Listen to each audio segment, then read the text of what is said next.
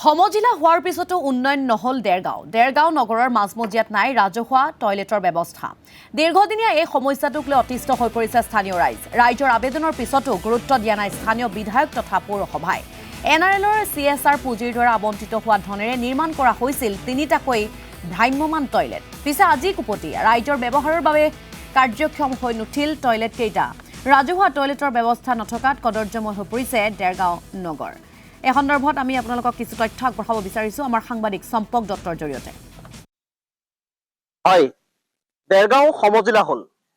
দেৰগাঁও সমজিলা হোৱাৰ পাছতেই ইয়াকে লৈ পেলাই শাসকীয় চৰকাৰখন আৰু ইয়াৰে স্থানীয় বিধায়কগৰাকীয়ে এই গোটেই বিষয়বস্তুটোক লৈ পেলাই এটা নিৰ্বাচনী ইছ্যু কৰিলে। পিছে দেৰগাঁও সমজিলা হোৱাৰ পাছত দেৰগাঁও সমষ্টিটোৰ বা এই দেৰগাঁও নগৰখনৰ মূল মজিয়াৰ এটা বিশেষ সমস্যা হৈছে যে ইয়াত এটা ৰাজহুৱা শৌচাগাৰ আৰু এটা ৰাজহুৱা প্ৰস্ৰাৱগাৰৰ অভাৱ।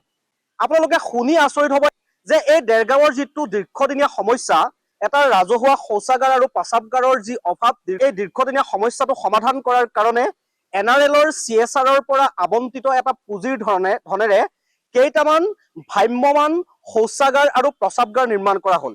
এতিয়া আমি আপোনালোকক দেখুৱাম সেই শৌচাগাৰ আৰু এই প্ৰস্ৰাৱগাৰকেইটা যিকেইটা ভ্ৰাম্যমান ৰূপে তেওঁলোকে দেৰগাঁও পৌৰসভাই নিৰ্মাণ কৰি উলিয়াইছিল, সেইকেইটা বৰ্তমান সময়ত কি অৱস্থাত আছে আৰু কেনেদৰে আছে। আপোনালোকে হয়তো দেখিছে এই ৩টাকৈ টিঙৰ বাকচ, এই ৩টাকৈ টিঙৰ বাকচ আজিৰ দিনটোত স্মৃতিপথাৰত পৰি আছে। এই ৩টাকৈ যি ভ্ৰাম্যমান আপোনালোকক আমি টয়লেট দেখুৱাইছো, এই টয়লেট অৰ্থাৎ এই টিঙৰ বাকচ কেইটা এনেদৰে পৰি ৰোৱাৰ পাছতো কিন্তু ইয়াকে লৈ পেলাই দেৰগাঁও পৌৰসভাই হওক, স্থানীয় বিধায়কগৰাকীয়ে হওক, কোনো ধৰণৰ গুৰুত্ব দিয়া নাই। যদিও সমস্যাটো সৰুৰ দৰে লাগে, কিন্তু এটা ডাঙৰ আৰু মূল সমস্যা এইটোৱেই যে দেৰগাঁও মাজমজিয়াত যিটো প্ৰস্ৰাৱগাৰ বা শৌচাগাৰৰ অভাৱ, যাৰ অভাৱৰ কাৰণে আজিৰ কিন্তু দেৰগাঁৱৰ মূল মজিয়াখন এটা কদৰ্যময় ৰূপ বৰ্তমান সময়ত বিৰাজ কৰিছে। ইয়াৰে স্থানীয় ৰাইজে বিভিন্ন সময়ত বিভিন্ন ধৰণৰ অভিযোগ দিছে, স্থানীয় বিধায়কগৰাকীৰ ওচৰলৈ গৈছে এই সমস্যাটোক লৈ, তাৰ পাছতো কোনো ধৰণৰ গুৰুত্ব পোৱা নাই। কি ক'ব স্থানীয় ৰাইজ হিচাপে, দেৰগাঁৱৰ সচেতন নাগৰিক হিচাপে এই মূল সমস্যাটোক লৈ পেলাই কি ক'ব? চাওক, আপোনালোকে এটা খুব গুৰুত্বপূৰ্ণ বিষয়ত আজি আপোনাৰ এই বাতৰিটো কৰিবলৈ অহাৰ কাৰণে আমি ধন্যবাদ জ্ঞাপন কৰিছো পোনপ্ৰথমে আপোনালোকক। আৰু দ্বিতীয়তে চাবলৈ যায় যে ভৱেন ভৰালীদেৱে অকল এইটো বিষয়ে নহয় যে দেৰগাঁও মিউনিচিপালিটি বৰ্ডৰ চূড়ান্ত ব্যৰ্থতা, এইটো বিষয়তে নহয়। আপোনালোকে যদি জাবৰ নিষ্কাশনৰ দেৰগাঁও আপোনাৰ ডায়েটৰ কাষত থকা ব্যৱস্থাটোও চাই, অতি এটা কদৰ্যময় পৰিস্থিতি।